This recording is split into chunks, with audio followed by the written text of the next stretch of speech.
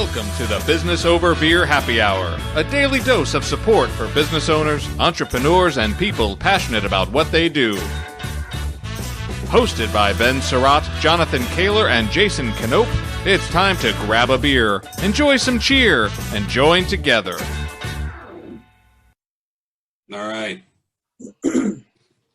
Well, hello, everybody. I'm sorry we are not live. We are having technical issues, but hey, it happens. That's life.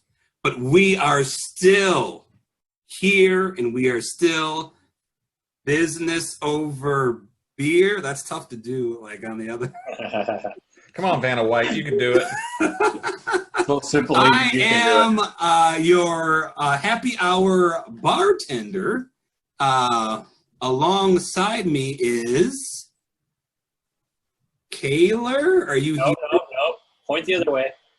It doesn't matter, man. On the video, it's all going to be different anyway, so I'm right here. Alongside me Here I am. the man of the hour, the terror of power, Mr. Spartacus himself. Jonathan. Hello, Jonathan. Hello, Ben. I have led you here, and I'm very happy that it's finally happy hour. It's been a day. It's been an afternoon, but I am so excited to be drinking, and I'm excited to be sharing happy hour with my good friend, the gift that keeps on giving, Jason Knope. Welcome to happy hour. How you doing, my man? Thank you. I too am much better now that I have a beer in my hand. That's good. I mean, you're in your you're clearly in your clean room there. Are you allowed to drink beer in? Yeah, in your clean IT conference room there. Should you have a bunny suit? I'm good. Yep. What'd you say, Knope? Everyone's been sent home. I'm good. Okay. All right. Excellent. All clean. Yep. Well, good. Well, hey, do we have a guest? I mean, I don't even know why we ask if we have a guest, because now in video everybody can see the weird guy in the corner just like stalking us. I hope he's a guest. Maybe he's a lurker. I don't know. You never know. Who do we got tonight, guys? Who do we have? We have Bill Cohen. Hey there. Hey, Excited to be here. Honored. can you stand up real quick and show him the? Yes. That is awesome. Of course. Oh, I would have cut holy, you know what, if I had more. Look, hey, Bill. I mean, you are not only a guest, but you are also a lurker, man. You are definitely part of the Bob crew, one of the big creepers. You've been a big supporter of us, and we appreciate. And I wear that proudly. That. And we appreciate you taking the time to be here today. Appreciate it. So first, how are you? How are you doing? Being healthy, staying healthy? Yeah, no complaints. We're safe. We're healthy. We're bored. Doing a lot of walking, reading, posting, blogging, happy houring, napping. A little bit of everything. You know, it's a big adjustment for everybody. I'm using a little takeoff on the phrase, get lemons. Well, make limoncello. There you go. Yeah, you want to stay with the alcohol thing, not just lemonade. That's still fun. So yeah, some good things are happening despite it all. But the biggest problem with me is, because I know we're skipping ahead, in work that I do, I'm working with seniors, and I'm working with caregivers who are helping seniors, especially those who are living with dementia. And everybody's isolated right now, but they are particularly isolated and vulnerable and scared. And so one of my first piece of advice to people is, if you know somebody who is vulnerable and or is a senior, check in on them, please. Make sure they're okay. I think they'll appreciate it. I made a bunch of calls to caregivers in the last few days, and they just really appreciate it. They didn't see it as an intrusion at all. So, yeah. That's awesome. That's great advice. Well, Bill, before we get more into that, it's happy hour, and I am thirsty. Actually, I look the happiest here, and I'm I'm just the guest. Well, you've been drinking since about 2:30 this afternoon, so I can. How does your beer stay full? Yeah, I don't know. I think he's just. I refilled. There's more than the glass. Oh, all right. He comes prepared. So, Jonathan, are you That's the good part about being, and which I don't know if you've heard the term Encore-preneur. After you formally retired from a previous careers. It's an happy hour come anytime. You can start anytime. Encore. It's amazing how much earlier it's been lately. I love it. Encore-preneur. Or Encore career. I love it. I like Encore-preneur better. I'm just gonna edit out the fact that you said Encore career. Encore-preneur is where it's at. That's fantastic. Sorry, that was the boring version. Well, hey, would you guys like me to kick it off? I got a little beer here I want to highlight. So this is from Little Beast Brewing, and Little Beast Brewing is out of Clackamas, Oregon. Of course, Clackamas, a small little suburb of Portland. This is their Circle Cutter IPA. I picked this up when I stopped over at Ben's Bottle Shop the other day. So this is just another good example of all the awesome stuff you can find at Ben's. But Little Beast Brewing, a great local small brewery. Go check these guys out. I'm going to pop this cat open. It's pineapple, tangerine, and orange amplify the natural characteristics of the El Dorado and Trident hops, tropical and juicy. So Ben, I'm thirsty. Oh, yeah. I got, of course, my business over beer, pint glass. Oh. I guess I would have gotten one if I was in person, huh? We'll go with that. Yes, sure. I'm sure you would have. We'll trade glasses for cans of what I brought. Deal. What are you drinking there, Benjamin? Oh, interesting. Yes, I figured it's kind of fitting. You know, we're doing a podcast. People want to get the long story short, but we don't want to shorten our guest stories. So I'm going to drink it. Get after it, bro. What about you, Canope? I see you're hauling around the Pilsner glass. Yeah, I've got the old school Koenig Pilsner crystal, and I'm drinking a Ghost Runner Brewery Pilsner. Is that what you picked up in the keg? Did you grab a keg of that? Yep. It's good. All right, Bill Cohen, what did you bring for us? We know you're a dark beer drinker. This is from Vanguard in Wilsonville, just south of me. For those who don't know, even though I come up to the Couve quite a bit, I'm down in Tualatin. Piper's Moon, it's a dark chocolate porter. Quick little story behind that, and that's what's on my glass here. Oh, actually, I've got one from my alma mater. I thought from the Stickman Brewing down here. There's a annual fundraiser in Tualatin, the Brewfest, and I volunteered the last couple of years, and we had all kinds of beers. Well, the best one I tried was one that was very similar to this. It was a seasonal version. This, like I said, this is a chocolate porter. The other one had some hints of coffee in it as well.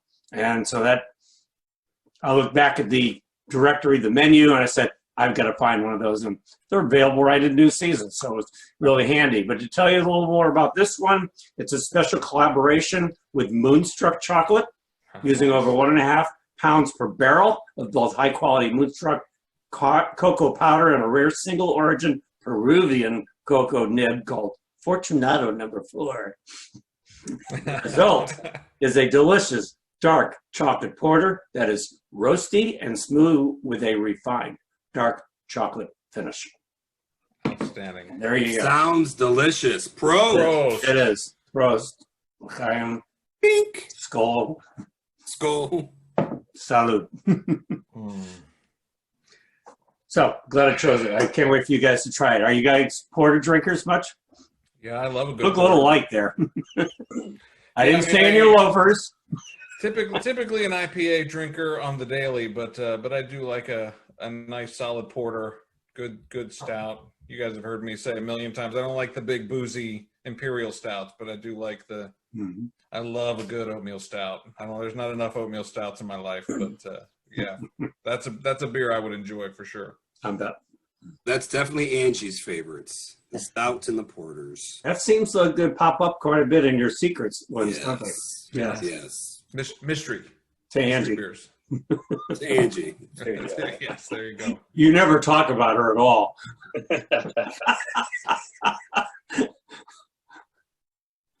But she talks about me all the time. Uh-huh. Here's the shit she says. I think it's the other way around. We don't- what she says doesn't matter, but she talks about me. By the way, a little bit off topic, but I've been reading a lot of about presidents, especially Teddy Roosevelt lately. Well, his wife Edith said, and we can all think about this with our own relationships, you only have to live with me. I have to live with you.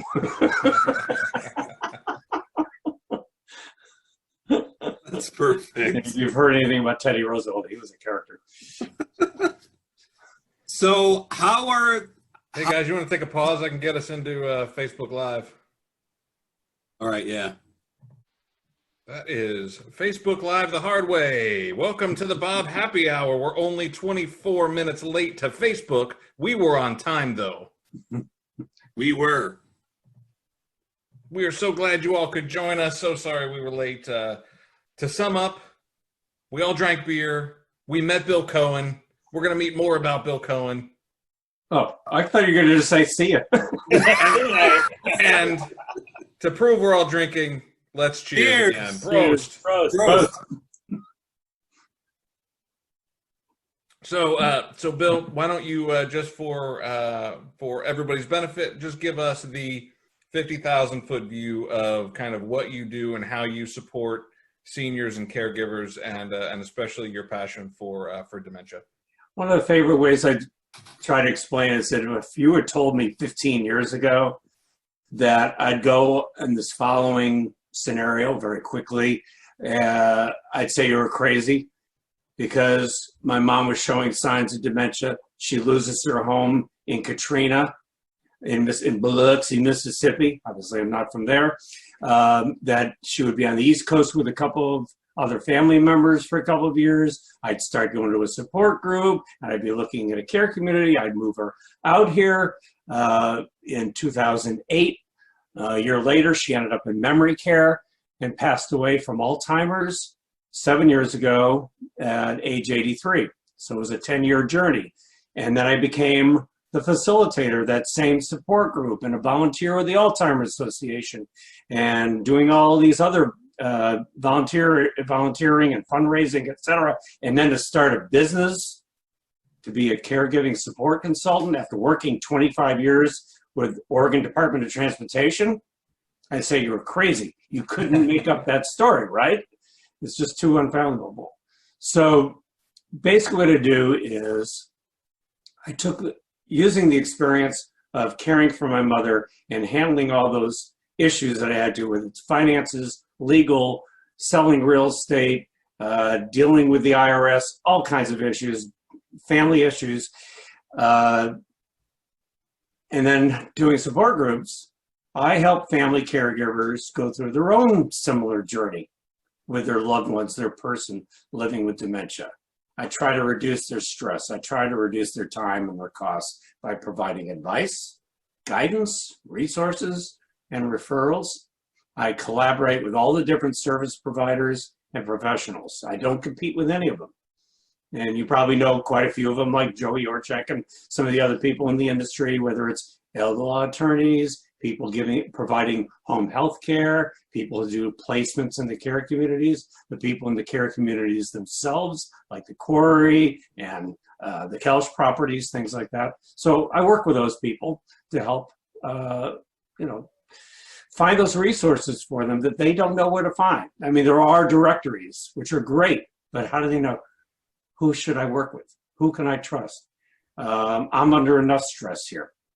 There's a reason why they call caregiving for dementia 24/7 job. It's 24 hours a day. Some people have, there was even a famous book called 36-hour day, because it feels like that. Even when you're not actually taking care of your loved one, it's on your mind. Sure. And when I was taking care of my mom, she was in a care facility in Raleigh Hills. I'm living in Tualatin. I have a full-time job down in Salem. Stress level was... Yeah. We've talked about this before, Bill, but Mm-hmm. many people know. But my grandfather passed away of Alzheimer's, and what's weird, and I told you this, Bill. It almost felt I was growing up. I wasn't as close to my grandfather, but during that time that he was afflicted with that disease, it's almost like we became closer. Mm-hmm. Maybe to kind of clear up some misconceptions about dementia and Alzheimer's. What are some things that people think that aren't true, or that they may have heard? Mm-hmm. Is a common thing that you hear. What are some things? Great question. First of all, a lot of people think that Alzheimer's is one thing, dementia is another. Dementia is the umbrella term, like you would think in terms of cancer in different kinds. Alzheimer's is one kind of dementia. It is the most progressive and terminal, expensive, debilitating. There are others, Lewy body dementia, vascular dementia, frontal temporal, and many others. There's like over 100 different types and forms, but those are some of the most prevalent ones. Some of the others is that every patient is the same. Every case is the same. Nothing can be further from the truth. There's a favorite, a very popular saying, and I'm going to paraphrase it a little bit, that when you've seen one case of Alzheimer's, or you've seen one case of dementia, or you've seen one aging person, you've only seen one. There's some common threads, but every person and their situation with their family and other illnesses and their finances and distances between family members, every case is very different. So you have to treat them that way. The other thing is that, well, they're gone. They don't remember anything. They can't communicate. They don't know what day it is. That person is still inside. They're still a valid human being. And that's the person that yes, things are different. And it may take them longer to remember something, make a decision, to do a task, anything, but they can still do a lot. And what you're trying to do is allow them to thrive in a safe environment. Try for calm, be patient with them, and bring that old person out of them that's still inside as much as possible. One caregiving training that I provide that's available in some of the counties called Savvy Caregiver. We talk about contented involvement. We want to keep them calm, safe, and peaceful as possible by providing them activities they can handle. And in many cases, here's another mistake. You asked a good question. Just because they don't have the same abilities as they used to, in many cases, the things they always loved, they can still do. Just maybe takes them a little bit longer, or a simpler version. It may still bring them joy and passion. So that's what we're shooting for. Does that make sense? Yeah, totally. That's incredible work that you're doing. I remember we had Amy Loudenbeck on, and she mentioned in her business, and her caregivers dealing with patients that have dementia. And she talked about, playing cards, and the caregivers would be like, well, they don't know how to play the game, and it's like, it doesn't matter. Just give the cards back and forth, or match up the colors, or match up the numbers, whatever it is, because now that patient feels like they're playing cards like they always used to. Exactly. And that's what I thought of when you were talking there. So here's another one. Okay, hear from people. They don't remember my name. They don't remember who I am. And this is going to be another paraphrase playing off of what Maya Angelou said. It doesn't matter if they remember your name. It doesn't matter if they remember your exact relationship. How do you make them feel? My mom never said, who are you? it was always, there's some recognition, somebody who loved her and loved her back. And so, and she had her moods. There's no question. That's part of the disease. And it's hard to keep that in mind when you're dealing with them that, oh, this is my mother and she's mad at me at the moment. Okay, well, I'll just, wait for the mood to change again, or, just distract her. Okay, we'll talk about that later. Like, let's go have lunch. Things like that. It was amazing how she never had a sense of humor when I was growing up. And I think the dementia dropped down her filters. She actually gained a sense of humor in later years. It was amazing. How about that? I'd even hit her with things like Yogi Berra-isms, like, Mom, you can observe a lot just by watching. Oh, really? So we are obviously in unprecedented times, and the work that you're doing, the work that the people you facilitate with are obviously, that doesn't go away. That work is still very difficult, and now being made even more difficult. Mm-hmm. Exponential growth. How are you doing? How are you doing the work that you normally do? How have, kind of talk us through the impacts of this crisis to what you do normally, and how you're trying to shift and adjust and adapt your business to the current crisis. Thank you. That's a great question. I'm glad you asked. Usually, and this isn't going to change that much, it's just how we go about it and what medium is, I will ask a lot of questions. I'll do a lot of listening, and I'll do a lot of observing and assessing to find out what the situation, what are their issues, what are their biggest problems that they want taken off their plate, to reduce their stress, give them tools to manage the behaviors and how you can't change the behavior, but how do you cope with it? How do you react to it? Sometimes you just don't react at all. Let them do that and then just sit back. So once we determine that what they want reduced or to help them with, then I talk in terms of how many hours we can work on an hourly basis or a monthly retainer. So that would be usually done face-to-face. Usually a complimentary initial consultation on the phone, and then we would meet face-to-face and get into more of the details. Now, because of, one step of that is not possible, at least in person. And we all prefer face-to-face.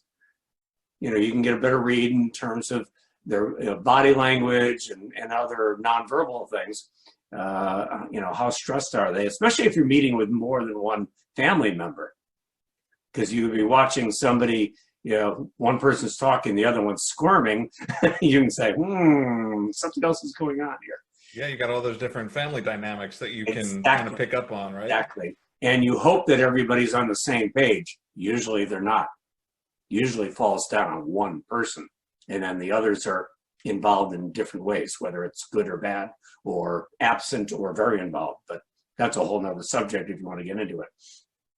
So basically I've had to move to more like everybody else: phone, email, Zoom, Skype, you name it, whatever it takes to get together with people. I think I have a little bit of a adjustment period, kind of a silent, we got to find out what's going on here. Now people are starting to get back in touch. Okay, now let's get together. Maybe we just do this by Zoom or otherwise. Equally, I lead support groups. I do one for the Alzheimer's Association in Tigard that's the one that I first attended 14 years ago, and I'm still the facilitator today. And that's a monthly. But then for Hope Dementia support groups up there in Clark County, I started the first one south of the river down here in Tualatin, been going for about 2 years now. Those are weekly. Suddenly, beginning of this month, we can't meet together. Or I guess it was really almost mid-month, really, right? Cancel. We cannot, we're suspending all face-to-face in-person groups because it's too dangerous. Remember, these are people who are vulnerable and over 60. Those are the criteria we're hearing. Those are the people most at risk.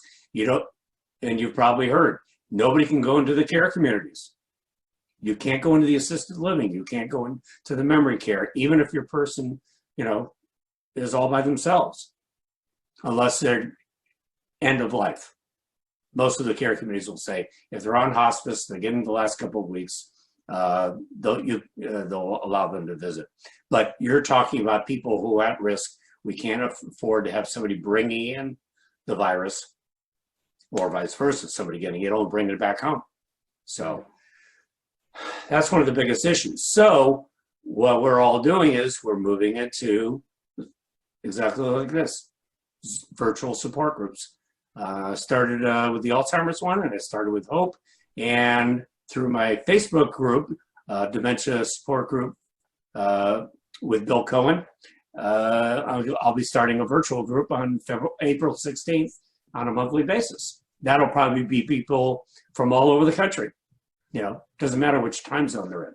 So that's a great way to do outreach and get a hold of people, and just using social media more like the rest of us. One of the things that we found in talking with other guests is that this sort of door to virtual communication has opened up opportunities outside of our local geography that they hadn't considered before. Is that something that you either would be interested in, or do you find that maybe you can reach more people now, or do you have any interest in going outside of this geography with your support group, maybe after this is all said and done, because you've now started to build some of this virtual infrastructure? The simple answer, yes. It's both. I have always been able to help people outside of the area, whether it's the loved one is here and the person I'm helping is outside of the area, or vice versa. And that's why it's a good story about my very first client. Was not what I expected, although it makes sense. He was from here, but he was living in New York. This is a guy in his 20s. No, he didn't have the Alzheimer's. His mom in her 50s has early onset Alzheimer's. So she's here, he's in New York, and he needed help with home health care and placement and that type of thing. So I was able to help. I can find, even if I'm not from a city elsewhere in the country, I know who I work with here. I know what kind of people to look for in Washington, D.C. area, or California, or Florida. So basically, it's becoming more likely or more possible because I'm having contact with people from all over the country. Actually, that Facebook group is getting people from the Philippines to the UK, which is kind of cool. Yeah, it's really a lot of fun, and I hope I can help people. So it'll be really interesting to see who shows up on that April 16th virtual support group on Zoom. You know, regardless of time zone, people might be like 2 o'clock in the morning. We're here because we don't have a support group. Yeah. Yeah. Those are all people that. That'll be awesome. Yeah, I'm really excited about it, and I would love to be able to help people all over the place. You know, it's not just geography in terms of wherever they are around the country. What if it's a small town, even in Oregon, and there's no support group? Sure. You know, the Alzheimer's Association has well over 70 support groups now around the state and in Southwest Washington, but they're not everywhere. I've been to Burns. I don't think we have a support group there.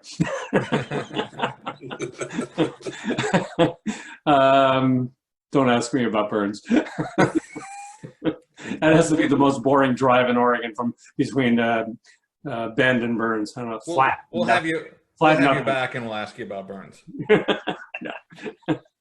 So yes, I'm very excited about being able to help people elsewhere because, again, I can find resources anywhere in the country.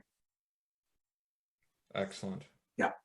And sometimes I look for people, like one of the first ones I look for, I have the designation Certified Senior Advisor, which is from a organization out of Denver, Colorado, Society of Certified Senior Advisors, which help people on all aspects of aging, not just dementia and not just caregiving, but also the finances and the legal and what have you.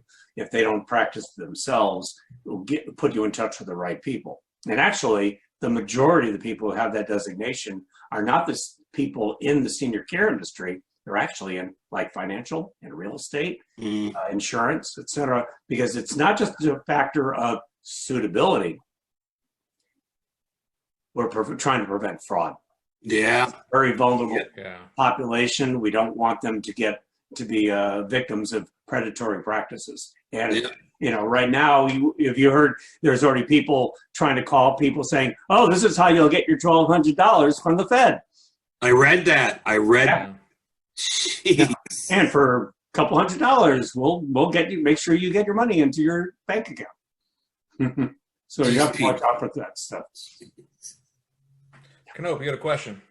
Yeah, what type of advice are you getting family members who are unable to see their family that's being treated for Alzheimer's right now?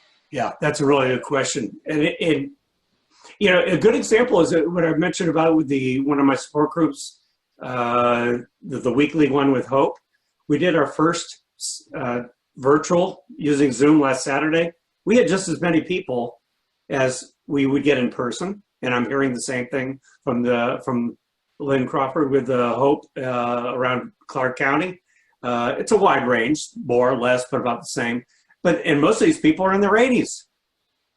They can use this technology. I mean, it's so simple, even Ben could use it. True. Sort of. Nice. Right? He's almost there. Almost there.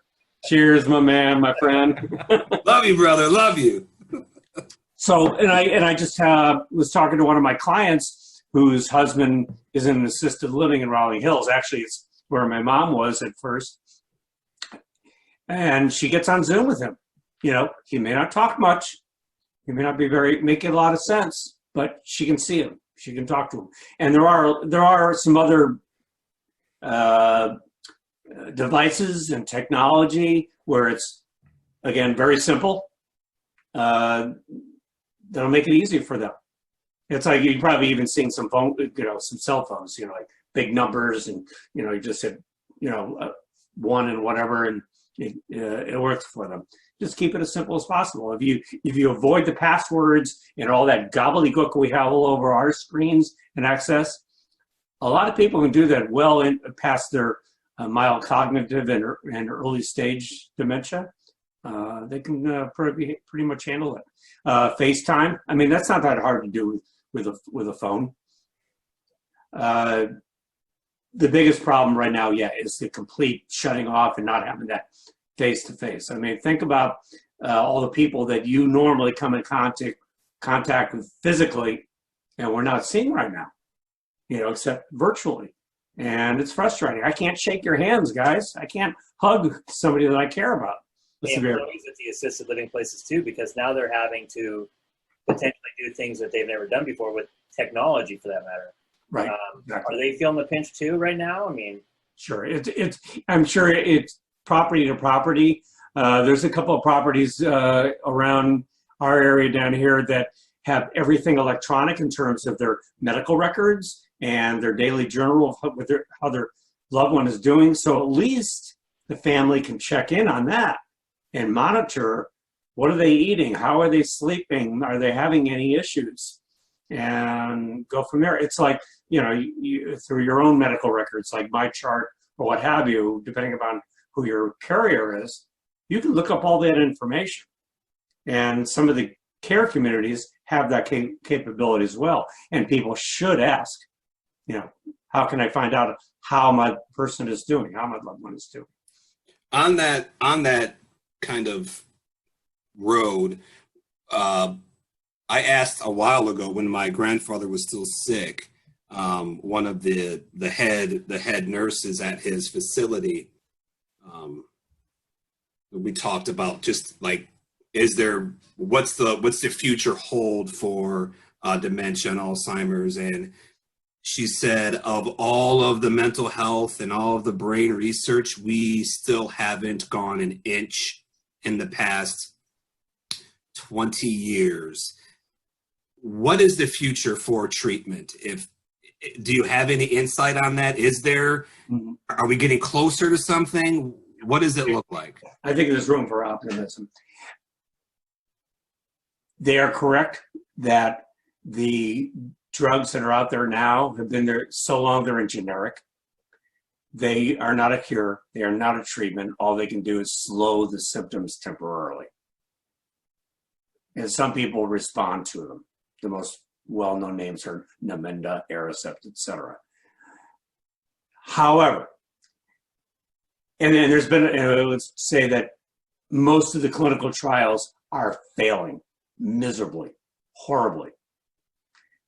There is some room for hope. And each year there's a conference here in Portland called the McGinty Conference with the Alzheimer's Association. And the research director was out from Chicago. And what seems to be the problem is that we are not catching it early enough. People already have some dementia or even Alzheimer's before they even show it. We're not catching or looking at what's causing it early enough. So we're really entering, though, due to the fundraising and the research. The purple flower is from the Walk to End Alzheimer's. That's because I lost my mom. That's why I walk each year in the Walk to End Alzheimer's to raise funds for a cure. So what's happening is just like with AIDS and heart and diabetes and cancer, by raising all those funds and doing that research, we found treatments for them. We're not quite there yet, but the amount of funds that's being devoted to Alzheimer's and other dementia is skyrocketing exponentially between private and what's coming from the government, which is great. So we're using that. We're able to diagnose better. We're able to understand why it's happening better. And this is getting into a historic, promising time that we're very close to finding some kind of treatment. So stay tuned. I think something is going to happen in the next couple to few years. I don't think that can help people who are dealing with it now, especially in later stages. But it's coming. It's coming. And by the way, the flower from that multicolors, maybe you've seen that with the orange and the yellow and the blue and the purple, what the white flower will designate will be the first survivor. So somebody has been diagnosed and it stops. It doesn't get any worse. We found a treatment. Okay. So knock on wood. Hopefully we'll get there. Amen to that, brother. So, real quick promo. Two events up in Vancouver. First is the Longest Day with our friend Joey Yorchek and the Sunrise Squad, and on the first day of summer in Esther Short Park. Knock on wood, hopefully we'll still have that event. And the other will be the August 29th, the Walk to End Alzheimer's, also starting at Esther Short Park and going along the waterfront. And I walk both in Portland on the 22nd and on 29th because I love doing both events. It's a lot of fun. That's great. Bill, you're doing fantastic work. I wish we had more time. I know there's more to talk about. We could probably sit here for the rest of the night and drink beer and listen to stories and listen to you talk, but we're running a little short on time. Can I say one more quick advice? Go ahead. Don't procrastinate. Don't have to be reactive in a crisis. Plan, prepare, be proactive in advance. Amen. Looking like you think that it's time for needing home health care or needing a placement in a care community or other planning, do it in advance. Don't wait. Well, that's good advice for home health care and for your health, but it's good advice for your business. It's good advice for your family. And that's where I help. I put them in touch with the right people, help them with those issues. That's a great place to leave it. So if people want to find out, especially, I'm really interested in your support group on 4/16. Can you plug that? How do people find that for April 16th, or where else can people find all the work that you're doing? So my website is Cohen, caregivingsupport.com. My last name is Cohen, caregivingsupport.com. On Facebook, I do have a Facebook page, It is Dementia Caregiver Support with Bill Cohen. And what's really cool is that I just started that like in October and November. I got almost 300 followers from all over the country and the world, which is neat. And that's where my virtual support group will be leveraging out of. And it is an event on that page. And send more information. My email to get in touch with me directly, including the virtual support group, would be bill@cohencaregivingsupport.com. Awesome. Thank you. Bill, can I ask you to do one more thing?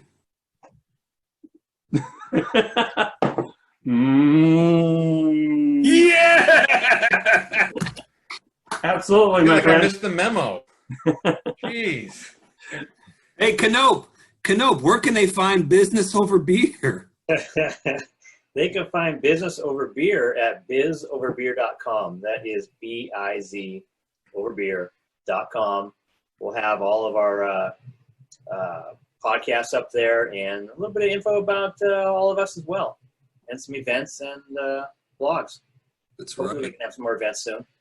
You guys doing great. Thanks for what you're doing for the community. No, thank you, Bill. Bill. No, for real, thank you. And like, I'm going to echo what Kaylor said. We want you back on. There's so much more to this that I want to know personally, and I'm sure that our listeners want to know, because this disease it's terrible. And if you've ever known anybody who's been touched by this disease, they'll understand. Mm-hmm. They really will. So thank you for what you do, Bill. Hey, let's do it maybe leading up to the Walk to End Alzheimer's. That would be awesome. I love it. Cheers, Bill. Hopefully we can all be together again soon. Yeah. Amen. And Let's do it in person. We do follow up our interview with you with Joey Yorshek tomorrow. He is tomorrow. Great. So he'll tell us all about the Sundown Squad, and we'll get more information and more support and more hopefully awareness of the work that you guys are doing, because it's really important, and we're so appreciative of you taking the time. That's another person I'm glad I'm not following up on. So, yeah, I'll bring you guys this whenever we can get together. Deal. Thank you. It's recorded live. Everybody heard it, though. I'm stuck. You're stuck. Cheers. Cheers. Cheers, guys. Cheers, Buzz. guys. Thank you, everybody. Appreciate you all. See you tomorrow. Good night.